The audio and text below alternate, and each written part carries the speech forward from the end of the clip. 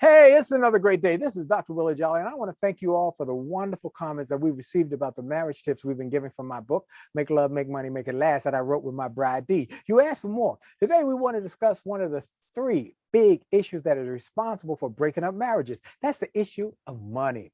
Money matters in marriage because marriage is not only a love relationship, but it is also a merger. A business relationship because you have two entities coming together and both bring their resources together to create a new entity. When these two companies come together, they must leave, cleave, and weave a new entity. We wrote that many couples are so busy being romantic, they forget to talk about the money.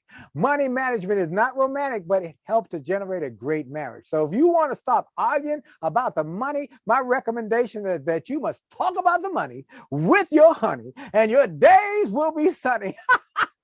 This is Dr. Willie Jolley. Go to jollymarriage.com, and get free resources, as well as you can get the book, get 2 copies of the book, and share it with everybody in your network, and share this video. You'll be glad you did, because your best, remember, is still yet to come. Have a great day.